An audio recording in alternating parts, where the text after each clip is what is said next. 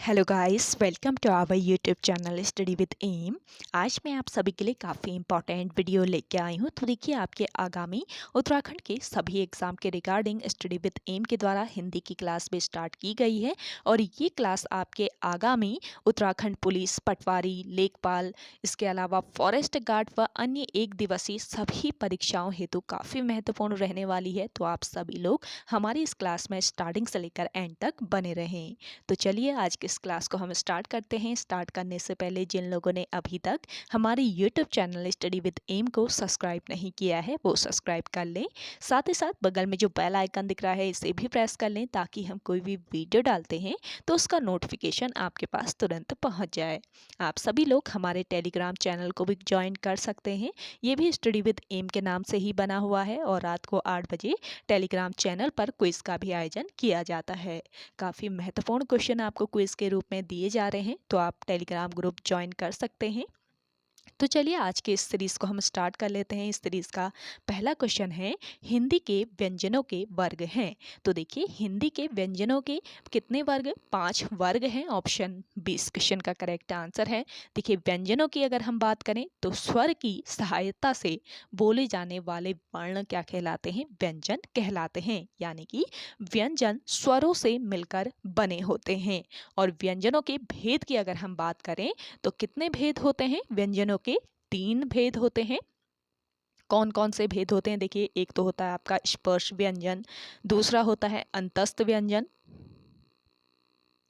और तीसरा होता है आपका ऊष्म व्यंजन। तो व्यंजनों के 3 भेद होते हैं, स्पर्श, अंतस्थ और ऊष्म व्यंजन। बात करें स्पर्श व्यंजन की तो स्पर्श व्यंजनों की संख्या कितनी है? 16 है। ये ध्यान रखेंगे, हिंदी वर्णमाला में स्पर्श व्यंजनों की संख्या कितनी है पूछा जाए तो आपको याद रखना है 16 स्पर्श व्यंजनों की संख्या है। लेकिन आप यहाँ पर एक क्वेश्चन और याद रखें आप सभी लोग कि अगर आपसे पूछ लिया जाए हिंदी वर्णमाला में व्यंजनों की संख्या कितनी है, तब आपको कितना लिखना पड़ेगा? 33 आपको करेक्ट करना पड़ेगा। तो हिंदी वर्णमाला में व्यंजनों की संख्या है 33, जबकि स्पर्श व्यंजनों की संख्या कितनी है? तो 16 स्पर्श व्यंजन हैं। तो दोनों ही पॉइंट आपको अच्छे से याद रखना है। और स्पर्श व्यंजनों को कितने वर्गों में रखा गया है? 5 वर्गों में इन्हें रखा गया है और हर वर्ग में कितने व्यंजन हैं? 5-5 व्यंजन हैं। कौन कौन से ये वर्ग हैं? देखिए, क वर्ग, फिर चौ वर्ग, टौ वर्ग, तौ वर्ग और पौ वर्ग, ये 5 वर्ग हैं। और देखिए, हिंदी वर्णमाला में क वर्ग, टौ वर्ग, तौ वर्ग और पौ वर्ग के प्रथम 4-4 वर्णों को स्पर्श व्यंजन कहते हैं। मोस्ट इंपॉर्टेंट ये पॉइंट है, नोट कर लीजिए। हिंदी वर्णमाला में क वर्ग, टौ वर्ग, तौ वर्ग, पौ वर्ग के प्रथम 4-4 वर्णों को क्या कहते हैं? स्पर्श व्यंजन कहते हैं। और बात करें अंतस्थ व्यंजन की तो देखिए, अंतकरण के माध्यम से उच्चारित होने वाले व्यंजनों को क्या कहा जाता है? अंतस्थ व्यंजन कहा जाता है। जैसे कि य, र, ल, व, और ये सभी आपके कौन से व्यंजन हैं? अंतस्थ व्यंजन होते हैं।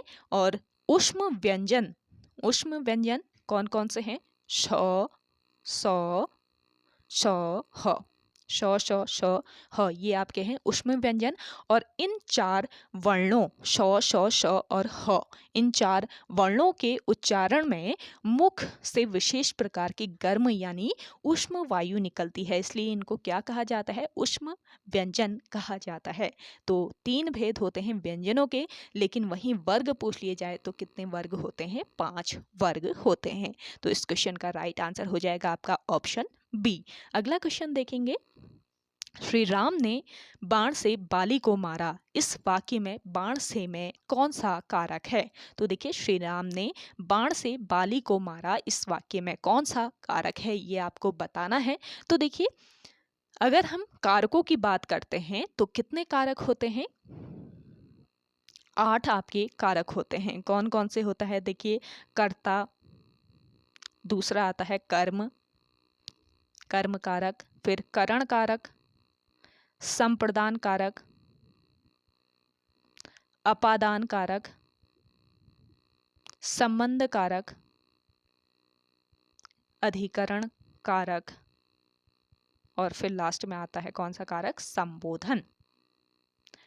किस किस में क्या आता है, अगर आपको पता रहेगा तो आप इस क्वेश्चन को करेक्ट कर सकते हैं, या फिर इसकी जगह कोई और क्वेश्चन भी पूछ लिया जाए तो वो भी आप करेक्ट कर सकते हैं। तो देखिए, जो आपका कर्ता कारक है इसमें क्या आता है, ने का इसमें प्रयोग होता है। ने का प्रयोग किसमें होता है, कर्ता में होता है। ऐसे ही कर्म कारक में प्रयोग किया जाता है किसका, को का। ऐसे ही करण में से या के द्वारा आता है, से या के द्वारा। ऐसे ही संप्रदान में आता है को या के लिए।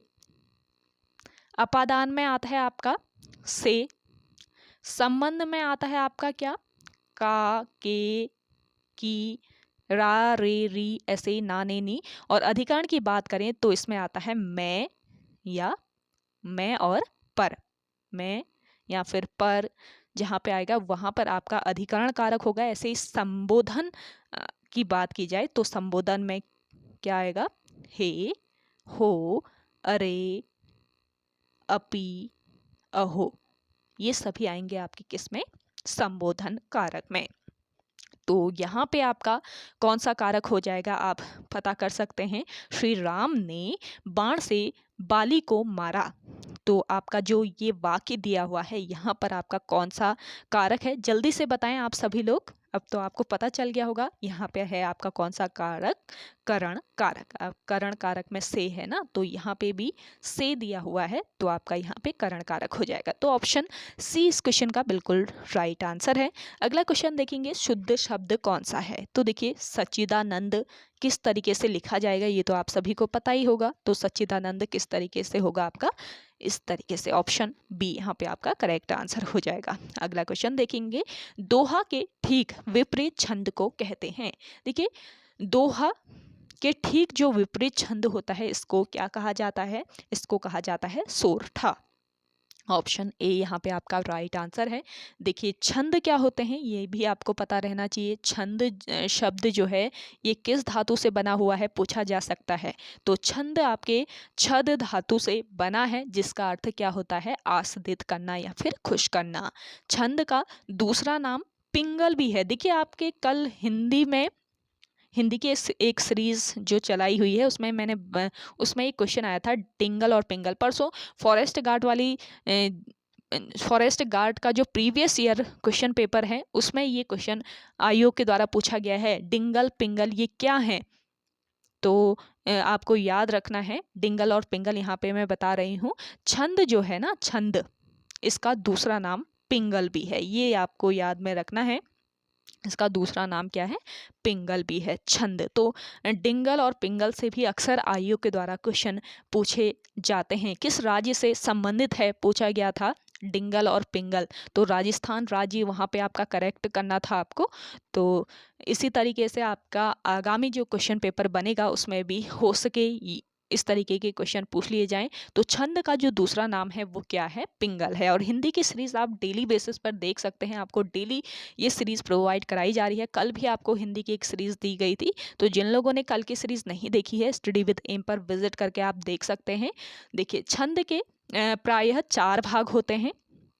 छंद का दूसरा नाम पिंगल भी है और इसके कितने भाग, प्रायः इसके 4 भाग होते हैं। और इनमें प्रत्येक भाग जो होते हैं तो प्रत्येक को इनमें क्या कहते हैं, चरण कहते हैं। कुछ छंदों में चरण तो 4 होते हैं लेकिन वे लिखे 2 ही पंक्तियों में जाते हैं।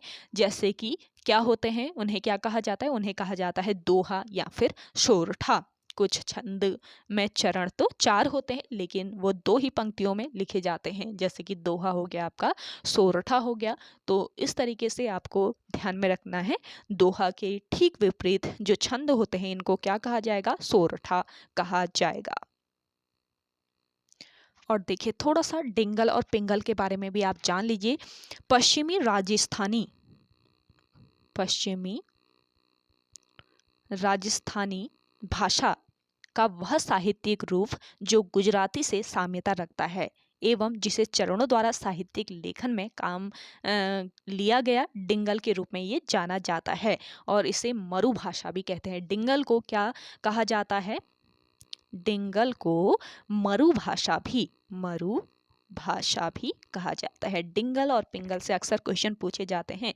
तो पश्चिमी राजस्थानी का ये एक साहित्यिक रूप है आपका डिंगल, जो कि गुजराती से साम्यता रखता है एवं जिसे चारणों द्वारा साहित्यिक लेखन में काम लिया गया। चारणों के द्वारा इनका यूज किया गया। डिंगल का यूज किसके द्वारा? चारणों के द्वारा। चारण जो कवि होते थे ना, चारण कवियों द्वारा इनको यूज किया गया, साहित्यिक लेखन में इनका यूज किया गया और डिंगल के रूप में ये जाने जाते हैं। तो ये ध्यान रखेंगे, पश्चिमी राजस्थानी भाषा की ये एक साहित्यिक रूप है। वहीं पिंगल की अगर हम बात करें, पिंगल क्या है? तो ये पूर्वी राजस्थानी भाषा का वह साहित्यिक रूप है जो ब्रज भाषा से प्रभावित है। ये ध्यान रखेंगे, पूर्वी राजस्थानी का वह भाषा साहित्य रूप जो कि ब्रज भाषा से प्रभावित है तथा जो भाटों द्वारा साहित्य लेखन में प्रयोग की गई। ये ध्यान रखेंगे, पिंगल का यूज किसके द्वारा किया गया? भाट जाति के कवियों द्वारा, भाटों के द्वारा अपने साहित्य लेखन में इसका यूज किया गया पिंगल का। तो ये पिंगल के रूप में जानी जाती है, इसको ध्यान रखेंगे। तो डिंगल और ये पिंगल ये राजस्थानी भाषा के एक साहित्यिक रूप हैं। पश्चिमी राजस्थानी का भाषा का साहित्यिक रूप जो कि गुजराती से साम्यता रखता है, इसको डिंगल कहा जाता है। जबकि पूर्वी राजस्थानी का वह साहित्य रूप जो ब्रज भाषा से प्रभावित है, इसको पिंगल कहा जाता है। और ये दोनों ही भाषाएं, डिंगल जो है इसे चारण कवियों द्वारा साहित्यिक लेखन में यूज किया गया। पिंगल को किस जाति के लोगों द्वारा? भाटों द्वारा साहित्य लेखन में यूज किया गया। तो ये दोनों चीज़ें आपके काफ़ी महत्वपूर्ण है, इसको आप जान लीजिए और इसको नोट कर लीजिए हो सके तो, जो भी आपको बताया। अगला क्वेश्चन देखेंगे, अलंकार के मुख्य भेद हैं। तो देखिए, अलंकार के मुख्य कितने भेद हैं? 2 भेद हैं। ऑप्शन बी यहाँ पे आपका राइट आंसर हो जाएगा। देखिए, अलंकार के शाब्दिक अर्थ की अगर हम बात करें तो इसका शाब्दिक अर्थ होता है आभूषण।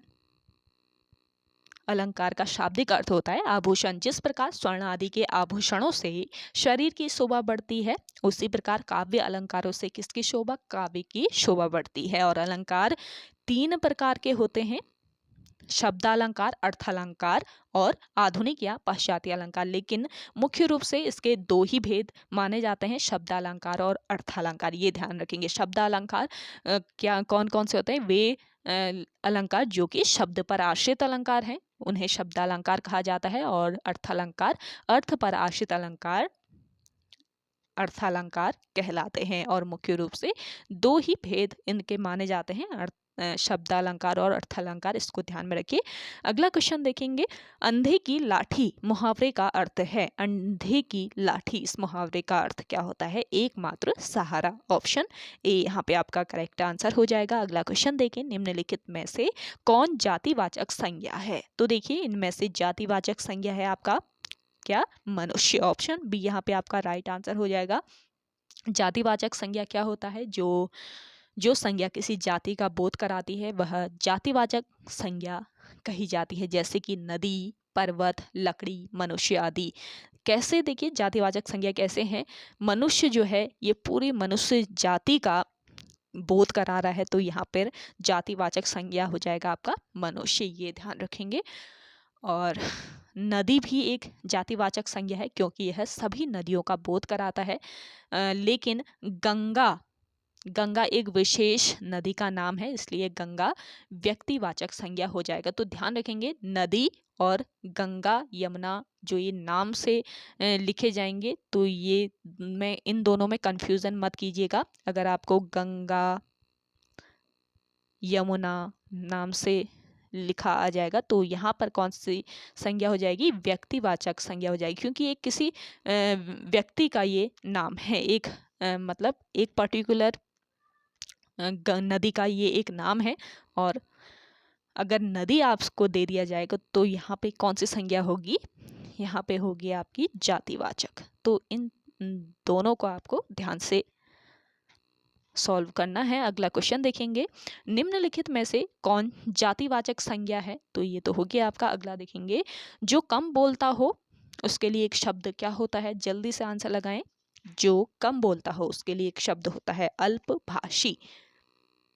ऑप्शन ए बिल्कुल राइट आंसर है। अगला क्वेश्चन है कृपया जाएं, यह कैसा वाक्य है? तो देखिए कृपया जाएं ये है अनुरोध वाचक, यहाँ पे अनुरोध किया जा रहा है जाने के लिए, तो अनुरोध वाचक आपका वाक्य हो जाएगा। अगला क्वेश्चन देखें, उत्तराखंड की द्वितीय राजभाषा क्या है? इंपॉर्टेंट क्वेश्चन है। तो देखिए उत्तराखंड राज्य की प्रथम जो राजभाषा है ये हिंदी है, आप सभी को पता होगा। और द्वितीय राजभाषा यहाँ पे पूछी हुई है, तो द्वितीय राजभाषा कौन सी है? संस्कृत। संस्कृत द्वितीय राजभाषा है।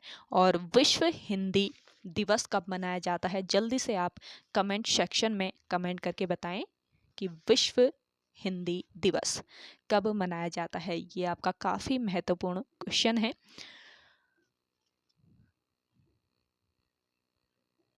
और राजभाषा से रिलेट करके आपसे एक क्वेश्चन और पूछा जा सकता है, तो इसको भी नोट कर लीजिए कि राजभाषा अधिनियम ये कब पारित हुआ था? तो देखिए राजभाषा अधिनियम ये 1963 व 1965 में, 1963 व 1967 में पारित हुआ था। ये ध्यान रखेंगे, राजभाषा अधिनियम कब पारित किया गया पूछा जा सकता है। तो 1963 व 1967 में पारित हुआ था राजभाषा अधिनियम। और राजभाषा अधिनियम 1963 26 जून 1965 से लागू हुआ। और राजभाषा अधिनियम 1963 में कितनी धाराएं हैं? 9 धाराएं हैं, इसको ध्यान रखेंगे, इंपॉर्टेंट है। और राजभाषा विभाग की स्थापना कब हुई ये भी आपसे पूछा जा सकता है।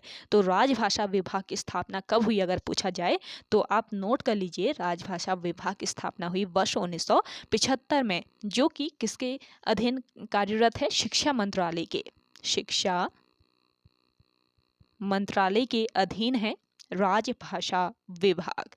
और ऐसे ही आपसे साहित्य अकादमी की स्थापना कब हुई पूछा जाए तो 1954 में साहित्य अकादमी की स्थापना होती है। और ये भी किस मंत्रालय के?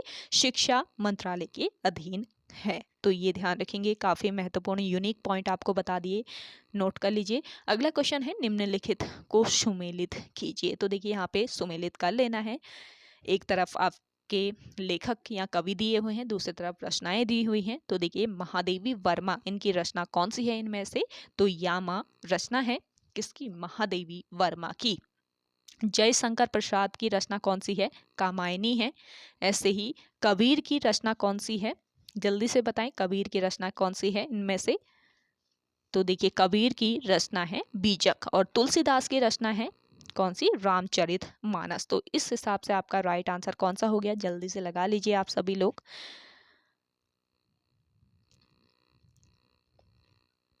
चलिए अगला क्वेश्चन देखते हैं, पीने की इच्छा के लिए एक शब्द क्या है? तो देखिए पीने की इच्छा के लिए एक शब्द हो जाता है क्या? पिपासा। ऑप्शन डी यहाँ पे आपका राइट आंसर है। अगला क्वेश्चन है, संगतकार कविता के कवि हैं, संगतकार कविता के कवि कौन है? ये है मंगलेश डबराल। ऑप्शन ए बिल्कुल राइट आंसर है। तो देखिए मंगलेश डबराल के जन्म की अगर हम बात करें तो 1948 में इनका जन्म हुआ था। कहाँ पर? टिहरी गढ़वाल में। टिहरी गढ़वाल में मंगलेश डबराल का जन्म हुआ। और मंगलेश डबराल को हम जो देखते हैं, इनकी एक रचना है कौन सी? हम जो देखते हैं, इनकी एक रचना है। तो इस रचना के लिए इन्हें वर्ष 2000 में साहित्य अकादमी पुरस्कार से सम्मानित किया गया। और मंगलेश डबराल की कितने काव्य संग्रह हैं पूछा जाए तो 5 इनके काव्य संग्रह हैं। कौन कौन से?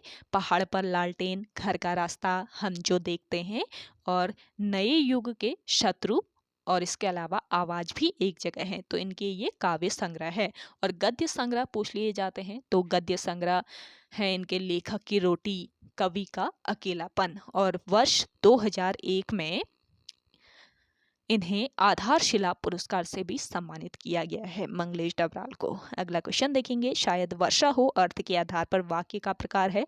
तो देखिए शायद वर्षा हो, तो अर्थ के आधार पर वाक्य का प्रकार कौन सा है? संदेह वाचक। यहाँ पर देखिए वर्षा हो रही है या होगी या नहीं होगी पता नहीं है, यानी कि यहाँ पर संदेह जताया जा रहा है। तो यहाँ पे संदेह वाचक आपका वाक्य हो जाएगा। सार्थक शब्दों का व्यवस्थित समूह जिससे अपेक्षित अर्थ प्रकट हो, या ये क्या कहलाता है आपका वाक्य कहलाता है। वाक्य क्या होते हैं ये भी पूछा जा सकता है। तो सार्थक शब्दों का व्यवस्थित समूह जिससे अपेक्षित अर्थ प्रकट हो, ये वाक्य कहलाता है। और अर्थ के आधार पर वाक्य के कितने भेद होते हैं? 8 भेद होते हैं। कौन कौन से? अर्थ के आधार पर वाक्य के 8 भेद कौन कौन से हैं? विधानवाचक, निषेधवाचक, आज्ञावाचक, प्रश्नवाचक, इच्छावाचक, इसके अलावा संदेहवाचक, विस्मयवाचक, इसके अलावा संकेत वाचक। और यहाँ पर आपका संदेहवाचक दिया हुआ है। तो संदेहवाचक क्या होता है? जिन वाक्यों में संदेह या फिर संभावना व्यक्त की जा रही है। यहाँ पर बारिश होने की या वर्षा होने की क्या जताई जा रही है? संभावना जताई जा रही है। तो संभावना यहाँ पे व्यक्त होती है जहाँ पे, तो उस वहाँ पर क्या हो जाता है आपका? संदेहवाचक हो जाता है, उसे संदेहवाचक वाक्य कहते हैं। तो शायद शाम को वर्षा हो जाए, या फिर वह आ रहा होगा, इसमें भी आपका क्या है? संदेहवाचक है। यहाँ पे आभास जताया जा रहा है। चलिए अगला क्वेश्चन देखते हैं। अगला क्वेश्चन है आपका, हिंदी दिवस कब मनाया जाता है? देखिए आप सभी को आज का ये सेशन पसंद आ रहा है तो लाइक कर लीजिए। जिन लोगों ने अभी भी हमारे YouTube channel study with M को सब्सक्राइब नहीं किया है वो सब्सक्राइब कर लें, और ज़्यादा से ज़्यादा आप सभी लोग इस सेशन को शेयर कीजिएगा अपने दोस्तों के साथ, अपने व्हाट्सएप ग्रुप्स में। काफ़ी महत्वपूर्ण ये सेशन है, तो आप सभी लोग बने रहें स्टडी विद एम के साथ। और डेली आपको ये सीरीज़ प्रोवाइड कराई जा रही है। साथ ही साथ आज आप सभी को प्रीवियस ईयर क्वेश्चन पेपर यानी ओल्ड पेपर सीरीज जो चल रही है उसमें एक और सॉल्यूशन पेपर मिलेगा। तो रात को 8 बजे तैयार रहिएगा आप सभी लोग। सुबह 10 बजे आपको क्लास प्रोवाइड कराई गई थी, वो भी जिन लोगों ने नहीं देखी है तो देख लीजिए स्टडी विद एम पर विजिट करके। तो आपका जो आगामी एग्ज़ाम होने वाले हैं उनके लिए बहुत कम टाइम बचा है आप सभी लोगों के लिए। तो देखिए जी तोड़ मेहनत पर लग जाएं, क्योंकि इस बार कंपटीशन बहुत तगड़ा है आप सभी लोगों के लिए। और एक तो यहाँ पे जो एग्ज़ाम है वो हर साल उत्तराखंड के अधीनस्थ सेवा चयन आयोग के द्वारा कंडक्ट कराया जाता था, लेकिन इस बार लोक सेवा आयोग के हाथों में है। तो किस तरीके का आपका पेपर बनेगा वो कुछ नहीं पता, लेकिन आपको हर तरीके से मेहनत करनी है यहाँ पे। तो इसके लिए आप सभी लोगों के लिए यहाँ पे क्लासेस प्रोवाइड कराई जा रही है ताकि आपको वहाँ पे काफ़ी हेल्प मिल सके। तो आप तैयार रहिए और डेली बेसिस पर मेहनत करते रहें। हिंदी दिवस मनाया जाता है आपका कब? 14 सितंबर को। जल्दी से लगा लीजिए, 14 सितंबर को मनाया जाता है हिंदी दिवस। अगला क्वेश्चन है, फूलदेई त्यौहार मनाया जाता है। फूलदेई त्यौहार मनाया जाता है आपके चैत्र मास की संक्रांति को। तो ये क्वेश्चन भी अक्सर पूछा जाता है। फॉरेस्ट गार्ड में जो आपका पेपर सॉल्व कराया था उसमें भी ये क्वेश्चन पूछा गया था। तो 2 क्वेश्चन आपके रिपीट हो चुके हैं, तो हो सके और भी क्वेश्चन रिपीट हो जाएं तो आप इसको देख लीजिए एंड तक इस क्लास को। फूलदेई को फूल संग्राद भी कहा जाता है। फूल संग्राद भी इसी को ही कहा जाता है, जो कि चैत्र मास की संक्रांति को मनाया जाता है। अगला क्वेश्चन देखेंगे, हिंदी भाषा की लिपि है। तो देखिए हिंदी भाषा की लिपि कौन सी है? इनमें से देवनागरी लिपि। ऑप्शन ए बिल्कुल करेक्ट आंसर है। देवनागरी लिपि को लोकनागरी एवं हिंदी लिपि भी कहा जाता है। और यह लिपि बाईं से दाईं ओर लिखी जाती है। ये ध्यान रखेंगे, इसकी विशेषता क्या है देवनागरी लिपि की? यह लिपि बाईं से दाईं ओर लिखी जाती है, जबकि फारसी लिपि दाईं से बाईं ओर लिखी जाती है। तो आपसे पूछा जाए कि बताएं निम्न में से कौन सी लिपि ऐसी है जो कि बाईं से दाईं ओर लिखी जाती है, तो आपको वहाँ पे देवनागरी लिपि करेक्ट करना होगा। तो ध्यान रख लीजिए। अगला क्वेश्चन है, दिग्गज शब्द में कौन सी संधि है? तो देखिए दिग्गज शब्द जो है इसमें है आपकी कौन सी संधि? व्यंजन संधि। अब कैसे है ये भी आपको पता रहना चाहिए। तो देखिए व्यंजन संधि की अगर हम बात करें तो क्या होता है व्यंजन संधि?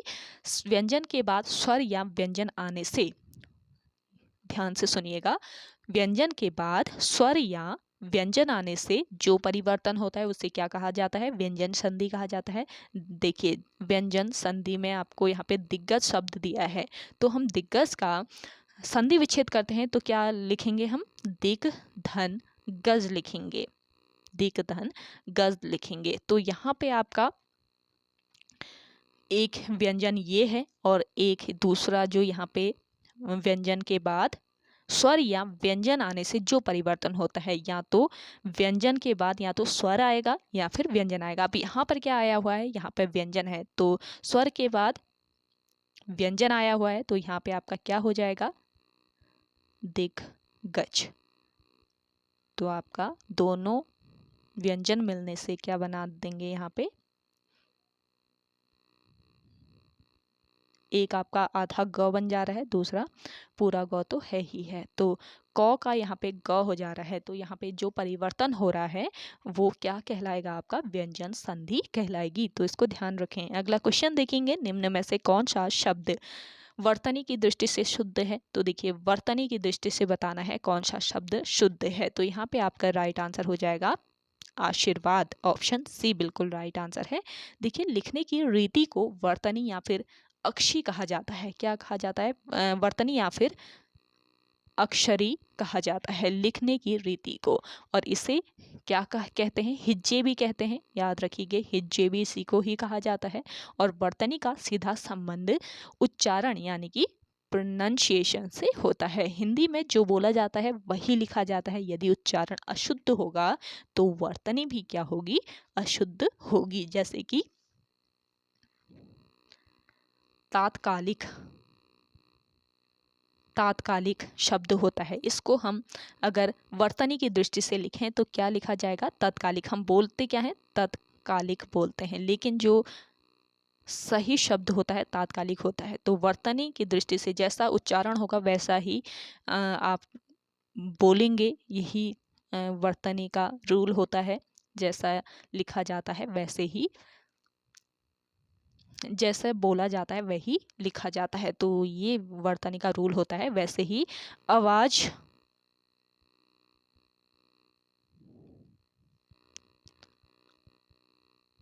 जैसे कि आपके आवाज शब्द है, तो आवाज शब्द किससे बना है, आवाज से बना है। नॉर्मली हम क्या करते हैं, ये शुद्ध शब्द क्या है, आवाज है, लेकिन अगर वर्तनी की दृष्टि से शुद्ध लिखना है तो आप क्या करेंगे, आवाज लिखेंगे। ऐसे ही अधीन होता है, कोई शब्द अधीन, जैसे कि अधीन शब्द है, तो हम वर्तनी की दृष्टि से लिखें तो अधीन को क्या बोला जाता है, अधीन नॉर्मली बोल देते हैं, तो अधीन लिखा जाएगा। ऐसे ही जो आपका तत्कालिक शब्द है उसको तात्कालिक बोल दिया जाता है। तो इसी तरीके से जैसे कि आपका जैसे आपका बोला जाएगा वैसे ही लिखा जाएगा, यही वर्तनी का रूल होता है। कहने का मतलब ये है, तो इसको ध्यान में रखेंगे। तो तत्कालिक जो शब्द है उसको तात्कालिक बोल देते हैं, ये वर्तनी की दृष्टि से शुद्ध होता है, लेकिन नॉर्मली अगर लिखें तो ये अशुद्ध शब्द होता है।